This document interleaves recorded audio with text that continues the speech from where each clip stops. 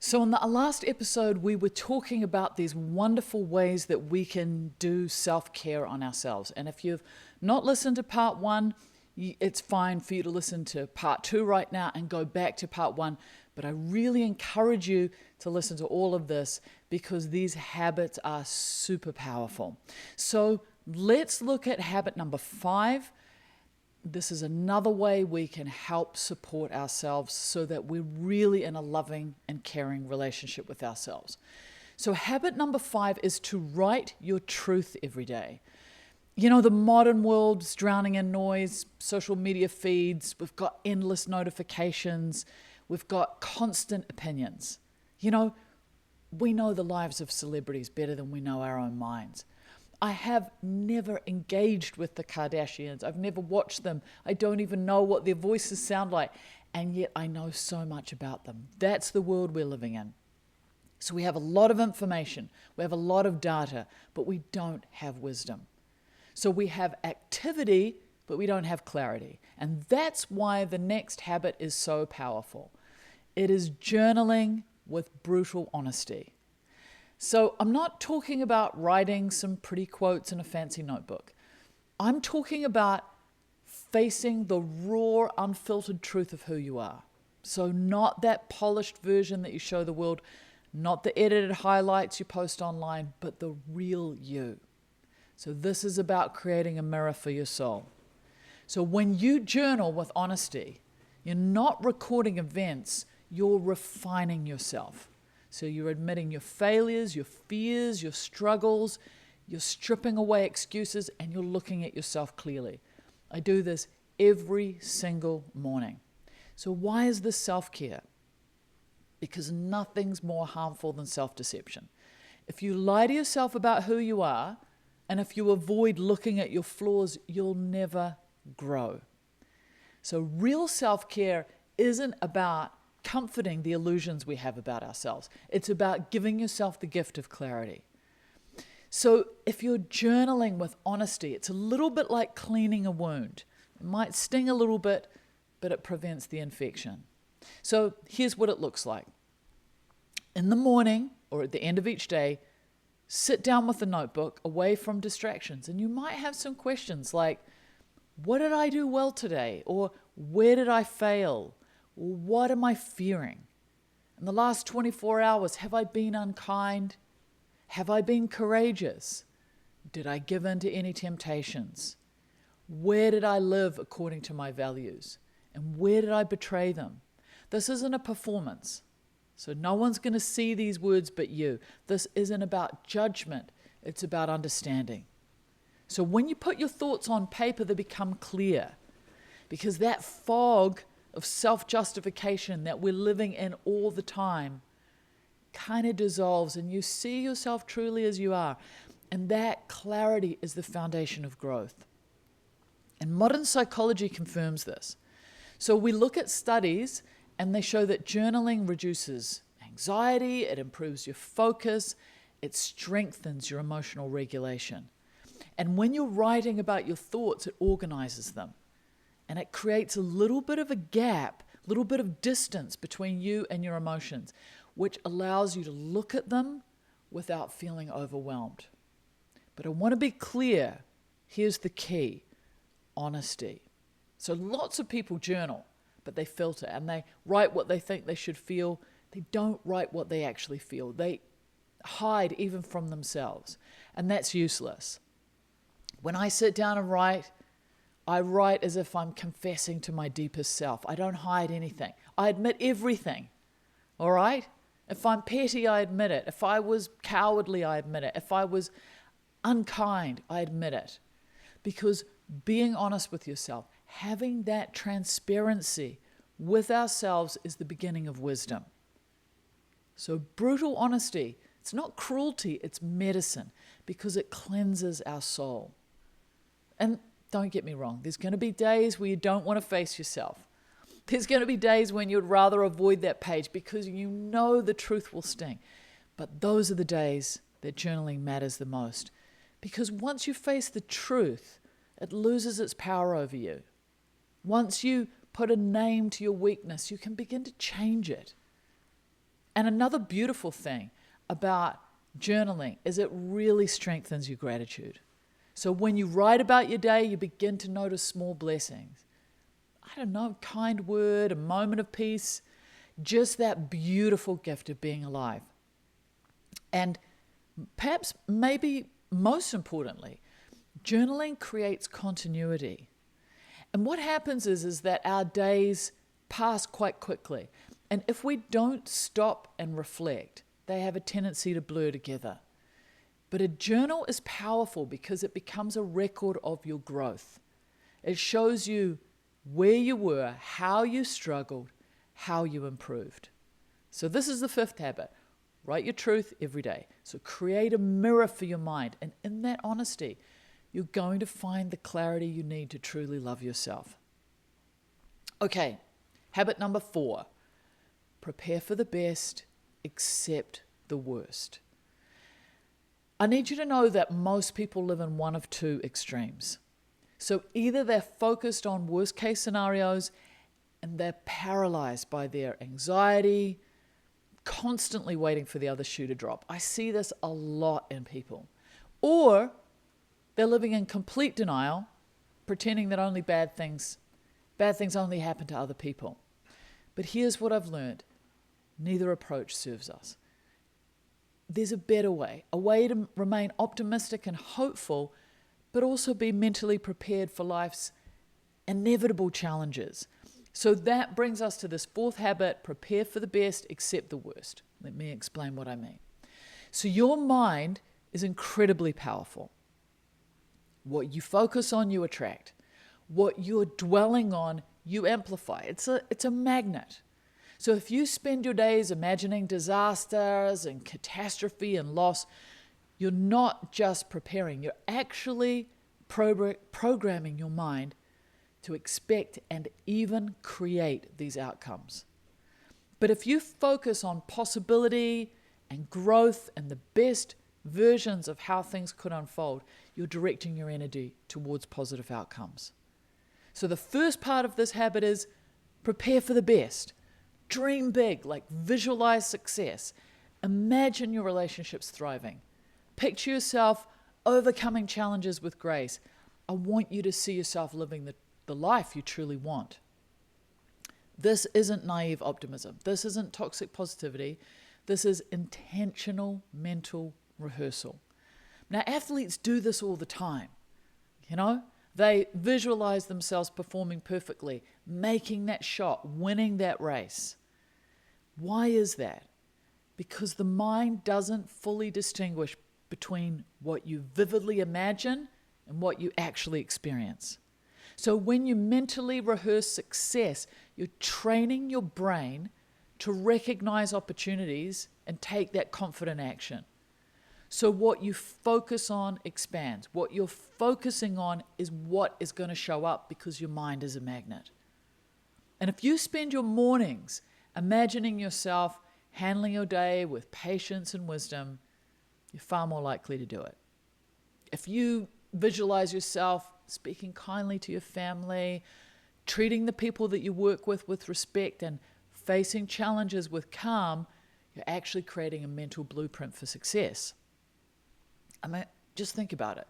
Would you rather start your day imagining everything going wrong or everything going right? All right? I do this every morning because my mind is a magnet and it's attracting what I'm consistently focusing on. I always say, we all know we are what we eat, but we are what we think. With our thoughts, we're creating our world. So focus on the outcomes you actually want. But here's the second part, and this is crucial. Accept the worst. All right? Notice I said accept, not expect. There's a massive difference. So accepting means acknowledging that life includes difficulty. Challenges are going to come. That loss is part of the human experience. Not everything's going to go to plan. And accepting it doesn't mean that you dwell on it, doesn't mean that you obsess over it. It means that you make peace with the reality that all of our lives include pain and happiness, success and setbacks, gain and loss. And when you accept this, truly accept it, something beautiful happens. You stop being afraid. So most anxiety comes from resisting reality, from trying to control what can't be controlled, from demanding that life can only be pleasant and never difficult. But when you accept that difficulty is a part of the journey, you stop wasting energy fighting against reality. You stop being surprised when challenges appear because you meet them with calm instead of panic. So, here's what this looks like in practice. Prepare for the best. Visualize your day going well. See yourself communicating clearly, making wise decisions, handling whatever comes with grace. Imagine your goals being achieved. Feel the emotions of success. And accept the worst. Acknowledge that things may not go perfectly. That's okay. If challenges arrive, you're going to handle them. You've faced hard things before and you've survived. You're resilient. And whatever happens, you'll find a way forward. See the difference? You're not spending energy imagining a whole bunch of disasters. You're spending energy imagining success, but you're also not attaching your peace to outcomes. Don't demand perfection of yourself. Accept that life unfolds in its own way, and you trust yourself to handle whatever comes. This is what I do. This is mental freedom. I want to give you a practical example. Imagine that I've got an important presentation at work, all right? Have these all the time. Here's how most people approach it. Some people obsess over everything that could go wrong. So they might imagine forgetting their words or the technology failing or people judging them. And I work with people who just make themselves sick with anxiety. And then you've got other people that go to the opposite extreme. They don't prepare at all. They assume that everything's going to magically work out. But I always take a really balanced approach. I prepare for the best and I accept the worst. So I might visualize myself giving a brilliant presentation, speaking clearly, engaging with everyone, whether it's a live presentation or on Zoom, handling questions with confidence. And I imagine that success. And I mentally rehearse excellence. And I accept it might not be perfect. I might stumble over a word. Someone might ask me a tough question. Sometimes I have technological glitches. That's okay. I can handle it. It's not the end of the world. So this approach is a brilliant combination of optimism and resilience. So it's about having hope, but also acceptance, Now let's talk about why this matters for self-care. If you're spending your mental energy focused on what you want rather than what you fear, you're going to feel better. You're going to have more energy. You're going to be more creative. You're going to take better action and do things better. Science confirms this. Studies on positive visualization clearly show that it improves your performance, it reduces anxiety, it increases resilience. This is why athletes, performers, and successful people across every single field use this technique. But here's where it gets even more powerful. When you also practice acceptance, what you're doing is you're removing that crushing pressure of perfectionism. So you're not saying, everything's got to go perfectly or I'm going to fall apart. You're saying, I'm going for the best outcome and I'll handle whatever happens. That's maturity. That's wisdom. That's real self-care. So how do you practice this daily? In the morning, I spend a few minutes visualizing my day going well. So I see myself handling situations with grace. I imagine all of the positive interactions I'm going to have, and I feel the emotions of things going well. Then I take a breath and I say to myself, I'm prepared for the best, and whatever happens, I'll accept it. I trust myself to handle it. Now, throughout the day, whenever I'm about to enter a challenging situation, I take a moment. I visualize the best outcome, and then I release attachment to it. I accept that it might unfold completely differently, and that's okay. And then at the end of the day, I review my day, and I celebrate what went well. And Anything that didn't go well, I practice acceptance. This happened, I handled it, I'm learning, tomorrow's a new opportunity. You know, I remember this story that I heard many years ago of Oprah Winfrey when she was going for the role in The Color Purple. I remember really she was the person that taught me this technique. She went for the role with The Color Purple. She wanted it so badly. And when she went for it, she gave it everything. She did her absolute best, and then she let go. The wonderful thing is she did get the role, but she let go. She knew all that she could do was her best, and she did it. She visualized herself getting the role, and wonderfully she got it. So here's what this habit does over time. It trains your mind to be optimistic without being fragile. All right? You get that wonderful feeling of being hopeful, but you're not naive. You get to push yourself, to give your best, but you don't get attached to the outcome. And then you start living with more joy because you're focusing on possibility. You're not catastrophizing. It's so exhausting when we spend our lives in that fear. And then you also develop a deep resilience because you've made peace with life's imperfections. You become someone who goes after what they want with lots of energy, but you stay calm when things don't go to plan. So this is the sweet spot between optimism and acceptance. And let me tell you something important. Where you place your focus matters more than you realize. If you spend your days fearing loss and illness and disaster, even if you call that preparation, you're actually bathing your mind in fear. You're training your nervous system to be anxious, and you're attracting the very energy you're trying to avoid. If you focus on growth, if you focus on possibility, if you focus on the best versions of how things could unfold, you're aligning yourself with positive outcomes. So you're opening yourself to opportunities. You're moving toward what you want rather than away from what you fear. And when these difficulties arise, because they will, you're going to meet them with acceptance rather than resistance. So you're not going to fall apart. You're not going to spiral. You just say, okay, this is happening. What's my next right move? That's powerful. That's peace. That's true self-care. So tonight, before you sleep, just close your eyes and visualize tomorrow going beautifully. See yourself waking up refreshed and moving through your day with grace and connecting with meaningful people and making progress on what matters to you, feeling peaceful and present. Really feel it. Let those positive emotions fill you. And then take a breath and say, I welcome the best, and whatever comes, I accept it. I trust myself. If you do this every day, you're going to notice something shift. You're going to feel lighter. You're going to feel more hopeful, but you're also going to feel more grounded.